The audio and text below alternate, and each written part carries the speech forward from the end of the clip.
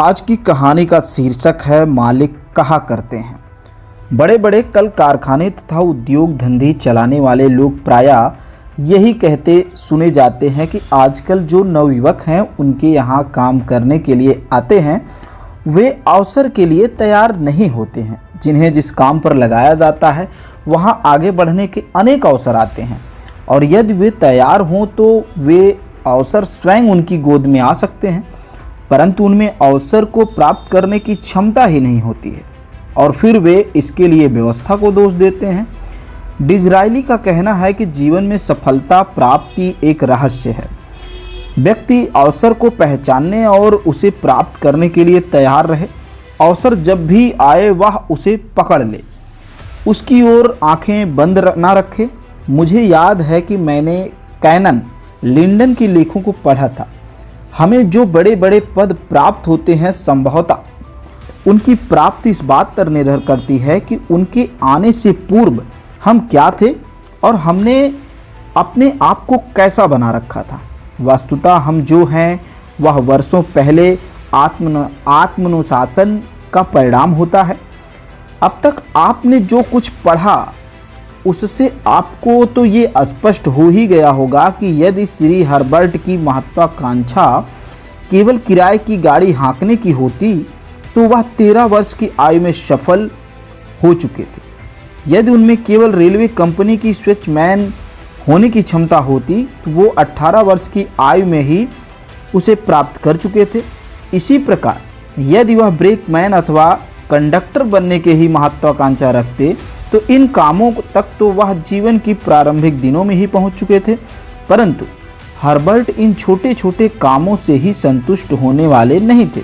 उन्होंने बहुत पहले ही यह निश्चय कर लिया था कि यह रेलवे कंपनी ही मेरे लिए सब कुछ है। इसीलिए उन्होंने रोड़ी भरने वाला मजदूर बनना स्वीकार किया, स्विचमैन के पद पर रहे, ब्रेकमैन रहे और यहाँ तक कि गाड़ियों में झाड़ू लगाने का काम भी किया। इस प्रकार उन्होंने उन सभी कार्यों को स्वीकार किया जो उन्हें अपने लक्ष्यों तक पहुंचने में सहायक बने। अपने लक्ष्य से 1 इंच भी इधर उधर ना रुके। उनके जीवन में सफलता मिलता चला जा रहा था। उन्हें अनेक अवसर प्राप्त हुए, परंतु अधिकांश अवसरों का निर्माण उन्होंने स्वयं किया। उन्होंने अवसर की प्रतीक्षा ना की। अवसर की प्रतीक्षा करना मूर्खता है। आपको तो उसका निर्माण करना और उसका निर्माण उसी प्रकार करें जिस प्रकार झोपड़ी में पैदा होने वाले लिंकन ने किया था, जिस प्रकार सांझ के झुटपुटे में हेरनी विल्सन ने की थी। उन्होंने उस समय ऐसी हजारों पुस्तकें पढ़ डाली जिनके संबंध में उनकी आयु के बच्चे सोच भी नहीं सकते थे। अपने सायंकाल का समय व्यर्थ नष्ट कर देते हैं। आप भी अपने लिए अवसर का निर्माण उसी प्रकार कीजिए जिस प्रकार भेड़ चराने वाले लड़के फर्गुसन ने किया। वह तारों की दूरी को धागे में पिरोए हुए मानकों से नापने का प्रयत्न किया करता था। क्या उस समय कोई यह कल्पना कर सकता था कि भेड़ चराने वाला यह लड़का कभी एक महान व्यक्ति बन जाएगा? महान गणितज्ञ जॉर्ज का नाम तो आपने सुना ही होगा। आप भी अपने लिए उसके समान ही अवसर का निर्माण कर सकते हैं। वह कोयला खानों में काम किया करता था और डब्बों में कोयला भरा करता था। कोयले के डब्बों के किनारे पर खड़ियाँ और चाक से गणित के प्रश्न हल करते करते वह महान गणितज्ञ बन गया। आप भी उसी प्रकार अवसर का निर्माण कर सकते हैं जिस प्रकार डगलस ने कागज़ के टुकड़े और पोस्टरों से पढ़ना सीखकर अपने लिए अवसर का निर्माण किया, अथवा जिस प्रकार नेपोलियन बोनापार्ट ने अनेक भयंकर परिस्थितियों से गुजरकर अपने लिए अवसर का निर्माण किया। आपने अंधी और बहरी अमेरिकन महिला हेलन किलर का नाम तो सुना ही होगा। वह महिला आज अंतर्राष्ट्रीय ख्याति प्राप्त है। जिस प्रकार उसने अपने लिए अवसर प्राप्त किए, क्या आप अपने लिए उस अवसर का निर्माण नहीं कर सकते हैं? जो व्यक्ति प्रयत्न करता है, जिसमें किसी कार्य करने की इच्छा और अभिलाषा होती है, वह अपने लिए अवसर का निर्माण अवश्य ही कर लेता है। बातों में बहुत गहराई है। बातों को ध्यान से सुने और अपने लिए अवसर जरूर पैदा करें। यदि किसी आलसी व्यक्ति को सुनहरा अवसर भी मिलेगा तो वो उसे कोई लाभ नहीं उठा पाएगा, क्योंकि उस अवसर को ग्रहण करने के लिए योग्य ही नहीं। ऐसी स्थिति में बड़े से बड़ा अवसर भी आपको उपहास की वस्तु बना सकता है। यदि कोई व्यक्ति किसी अच्छे पद पर नियुक्त हो जाता है तो इसका कारण उसके पिछले अनेक वर्षों की तैयारी होती है। केवल परिस्थितियों के कारण ही उसे लाभ नहीं मिलता है, भाग्य भी उसी व्यक्ति का साथ देती है जो उसके योग्य होता है। रस्किन ने लिखा है कि पूरा यौवन काल ज्ञान, वृद्धि, निर्माण और बहुत कुछ सीखने का समय होता है। समय का कोई भी क्षण ऐसा नहीं जो भाग्य निर्माण के उपयुक्त ना हो।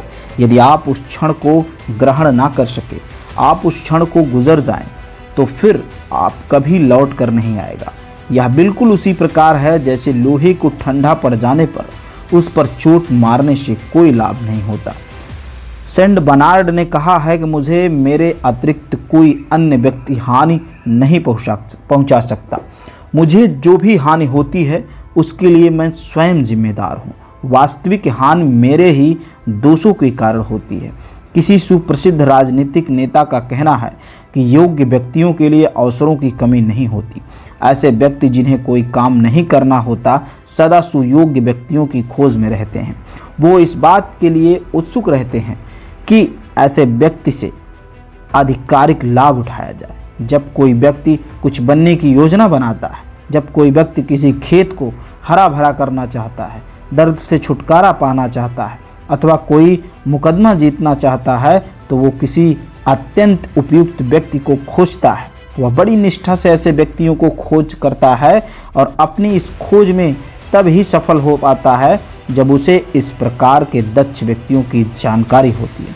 क्या आप अनुमान लगा सकते हैं कि खोज भरी दृष्टि से कोई योग्य व्यक्ति छिपा रह सकता है? यदि योग्य व्यक्ति जानबूझकर छिपने का प्रयत्न करें तो भी ज़रूरतमंद व्यक्ति उसे खोज ही लेते हैं और उससे जिन कार्यों को पूरा कराने की आवश्यकता होती है उसे प्रेरित करके उससे वह कार्य करा ही लेते हैं। जीवन में सफल होने का एकमात्र उपाय यही है कि मनुष्य अपने को किसी भी कार्य को पूर्ण करने के योग्य बनाए।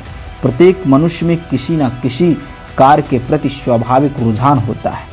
उसकी इच्छा होती है कि वह किसी विशेष कार्य को करे। आज युवकों के सामने ऐसी अनेक सुविधाएं हैं कि वे अपने अभिभावक रुझान वाली योग्यता और अधिक विकसित कर सकें, पर वो नौकरियों तथा अन्य किसी कार्य को चलाने के लिए सहायकों की खोज में अपना बहुत सा समय बर्बाद कर देते हैं। आज अनेक अवसर विद्यमान हैं, उनकी कोई सीमा नहीं है। वे मानव समाज की नींव में प्रच्छन्न रूप से विद्यमान हैं। उनसे आधिकारिक लाभ उठाना प्रत्येक व्यक्ति का कर्तव्य है, परंतु इसके लिए आवश्यक है कि व्यक्ति अवसर को स्वयं पहचाने और उसे उपयोग में लाए। अवसर के विद्यमान होने पर भी व्यक्ति को अपने लिए उसका निर्माण स्वयं करना होता है। गारफील्ड का कहना है कि अवसर को सेना को एकत्र करने के लिए बिगुल की आवाज़ कहा जा सकता है। वह सेना को लड़ने के लिए एकत्र कर सकता है, परंतु बिगुल की आवाज़ में सेना को युद्ध में जिताने की शक्ति नहीं होती। वह शक्ति तो सेना में ही होनी चाहिए। हमारा जीवन का प्रशिक्षण शाला है और प्रशिक्षण कहीं बाहर से प्राप्त नहीं होता। मनुष्य को स्वयं अपने आप को प्रशिक्षित करना होता है। जिस प्रकार ये कहना नितांत मूर्खता की बात है कि शब्दकोश से शब्द इकट्ठे करके कोई व्यक्ति पुस्तक अथवा निबंध लिखने में सफल हो सकता है, उसी प्रकार ये कहना भी मूर्खतापूर्ण है कि जिस व्यक्ति से समय पर काम करने अथवा काम को पूरी तरह करने के आदि के गुण हैं तो वह सफल हो सकेगा। वास्तविकता यह है कि मनुष्य कितना ही गुणी क्यों ना हो, उसमें कितनी ही अच्छी आदतें क्यों ना हो, उसका स्वभाव कितना भी अच्छा क्यों ना हो, पर इन सब गुणों से भी आवश्यक एक अन्य गुण है और वह है कि कार्य को करने की क्षमता। दूसरे शब्दों में हम इस बात को इस प्रकार कह सकते हैं कि जो व्यक्ति हाथ में फावड़ा लिए रोनियां भर रहा था, जिस आदमी के हाथ में स्विच था, जिसके हाथ में ब्रेक था, जो आदमी कंडक्टर का पंच लिए इधर से उधर घूमता फिरता था, उन सब बातों के पीछे वो स्वयं था। अतः यह सिद्ध हो सकता है कि व्यक्ति में सफलता प्राप्त करने वाला व्यक्तित्व भी विद्यमान होना चाहिए, जिससे वह अपने जीवन में अवसरों से लाभ उठाने के लिए सदा तैयार रहे। प्रत्येक व्यक्ति में वह ऊर्जा विद्यमान रहती है जिससे कि वह किसी विशेष कार्य में निपुणता प्राप्त करता है। अतः यह निश्चय जान लेना चाहिए कि कुछ विशेष प्रकार की आदतें, स्वभाव अथवा गुण धारण करने मात्र से ही व्यक्ति सफल नहीं हो सकता। यह ठीक है कि सफलता प्राप्ति के लिए इन बातों का होना अनिवार्य है, परंतु इनका महत्व दूसरे दर्जे का है। पहले दर्जे का महत्व उस ढंग का है जिस ढंग से व्यक्ति काम करता है।